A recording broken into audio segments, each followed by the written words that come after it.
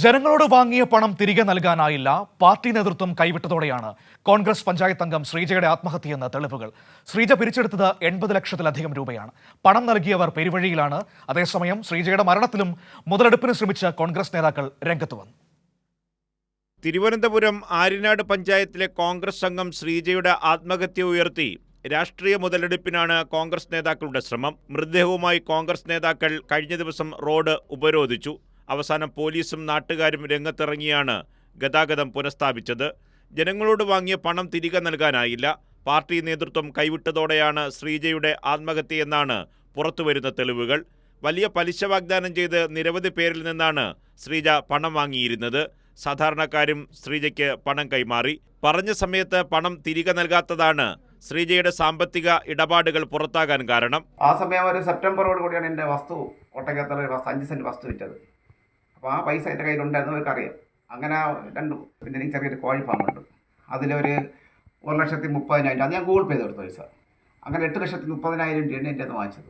3 മാസം കഴിഞ്ഞ ഉടനെ തരാമെന്ന് പറഞ്ഞിട്ടാണ് വാങ്ങിച്ചോണ്ട് പോയത്. എന്നിട്ട് വിളിക്കുമ്പോൾ അതാണ് ഇപ്പം നമുക്ക് വേണ്ടി പൈസ ആക്കാൻ പറ്റും. പൈസ കേട്ട് കഴിഞ്ഞാൽ ആത്മഹത്യ ചെയ്യും, എൻ്റെ പേര് എഴുതി വെക്കും എന്നൊക്കെയാണ് പറയുന്നത്. അവർക്ക് വോയിസ് മെസ്സേജ് ഇട്ട് ഇതിപ്പോൾ അവർ എല്ലാവരെ കൊണ്ട് ശരിക്കും ലക്ഷക്കണക്കിന് 1 കോടിയെങ്കിലും വരുമെന്ന് തോന്നുന്നു. അത്രയ്ക്കുള്ള ലോണുകളും കാര്യങ്ങളുമാണ് അവർ വാങ്ങിച്ചിട്ടുള്ളത്. ആൾക്കാരെല്ലാം ഇപ്പം ഓരോരുത്തരായിട്ട് ശരിക്കും പൈസ കൊടുക്കാണ്ടെന്നും പറഞ്ഞുകൊണ്ടാണ് പറഞ്ഞത്, ലക്ഷക്കണക്കിന് രൂപ.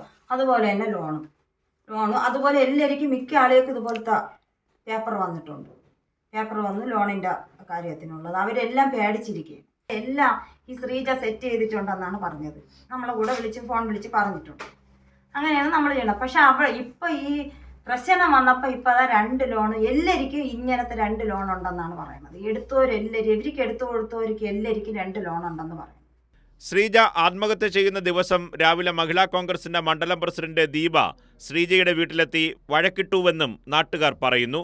ശ്രീജ വാങ്ങിയിരുന്ന പണം കോൺഗ്രസ് പ്രാദേശിക നേതാക്കളും കൈപ്പറ്റിയിട്ടുണ്ടോ എന്നും ഇപ്പോൾ സംശയം ഉയരുന്നുണ്ട്. അതേസമയം ശ്രീജ ജീവനൊടുക്കിയ സംഭവത്തിൽ സമഗ്ര അന്വേഷണം വേണമെന്ന് CPIM വിതുര ഏരിയ കമ്മിറ്റി ആവശ്യപ്പെട്ടു. പലരിൽ നിന്നായി വാങ്ങിയ പണം തിരിച്ചു നൽകാൻ കഴിയാത്ത വിധം ബാധ്യതയായി മാറിയതിൽ ദുരൂഹതയുണ്ട്. കോൺഗ്രസ് നേതാക്കന്മാർ ഉൾപ്പെടെ സാമ്പത്തിക ഇടപാടുകളിൽ ഭാഗമായിട്ടുണ്ട്. ഇവരുടെ കോൾ ലിസ്റ്റുകൾ ഉൾപ്പെടെ പരിശോധിക്കണമെന്നും CPIM ആവശ്യപ്പെട്ടു.